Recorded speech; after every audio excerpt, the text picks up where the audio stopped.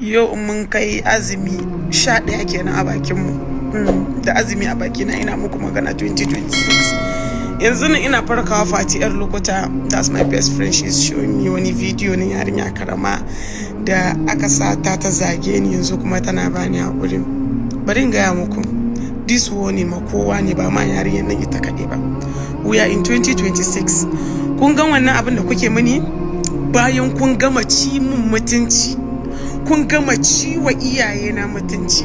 Yan comment section su ma sun gama tsine min albarka. After kwana biyu sai ka zo kuma ka ce min sai da Sadiya Haruna, I am sorry ki hakuri, ba zan hakura ba. Saboda wannan iskancin ne na sha dauka shi tun daga 2023, 24, 25, and that is what is killing me. We are in 2026 and I learned this from Hadiza Gabon. Idan aka yi daya da ita ba a yin na biyu da ita. Wa ya sake ki zage ni da farko wannan yarinya karama? Kuma yanzu wa ya sake ki bani hakuri? Kuma na ji a bidiyon kin da Fati ta nuna min kina cewa wai na tura 'yan sanda su zo su kama ki. Zan iya in kama ki in daure ki sosai saboda ni na san doka, na san law. Amma idan na kama ki in ce na kama wa, in yi kes da ke in ce na yi kes da wa. Ai bari in gaya miki, da ke da uwarki koko da ke da wanda yake saki wannan bidiyon, duk inda kuke a 36 states a Nigeria, wallahi idan na sa a kamo mun ku 24 hours ya yawa. I can risk everything. Ko kudin jirgi ne sai na biya an sako mun ku an kamo ku. Amma in kama ki in yi kes da ke, in kama ki in ce na kama wa. Wallahi tallahi kun sa yarinyar nan a cikin bala'i da masifa. Kun lalata tarbiyyar yarinya, bata wuce jika na ba mu, dan wannan tafi karfin yata ma jika ne ma zance. Amma ni ba zan miki wannan gatan ba ma in kama ki, dan in na kama ki gata na miki. Wallahi. Kuma wannan zagin karki fasa, ba zan kama ki ba.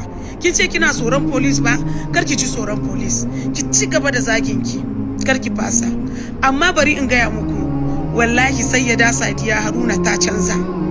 Kuma da karfi na shigo 2026, no nonsense. Baka isa ka zo social media ka ci min mutunci ba.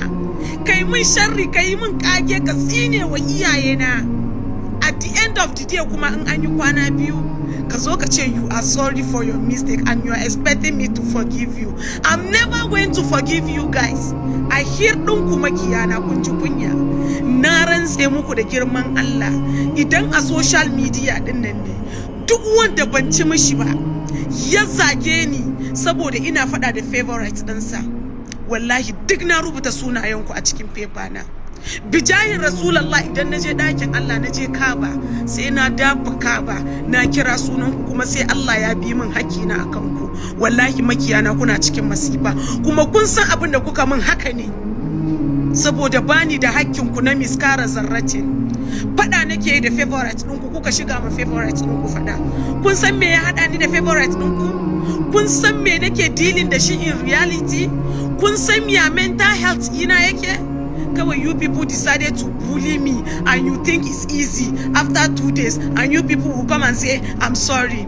I'm never going to forgive you guys. Wannan yafiyar na daina, ban yafe ba. Wallahi kuna cikin kuna cikin masifa da bala'i makiyana. Duk wanda ya san a social media din nan ban taka mishi ba, bani da hakkinsa na miskara zarratin, kuma ya kira sunana da sunan iyayena ya yi bullying dina. I'm never going to forgive you. Kuma wallahi idan na je ɗakin Allah sai na kai ƙaranka gurin Ubangiji.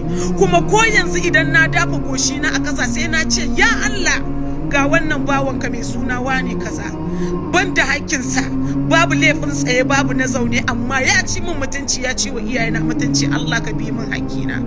Allah ba kanin babanka bane. Za ku ga makiyana yanda Allah zai yi da ku ɗaya bayan ɗaya.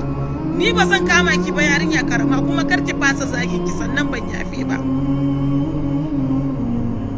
So masoya na a ƙarshe, wannan sakon naku ne, ina muku fatan alkhairi. Allah ya sa mu sha ruwa lafiya. Light and love to each and every one of you, and I love you guys. Bye bye.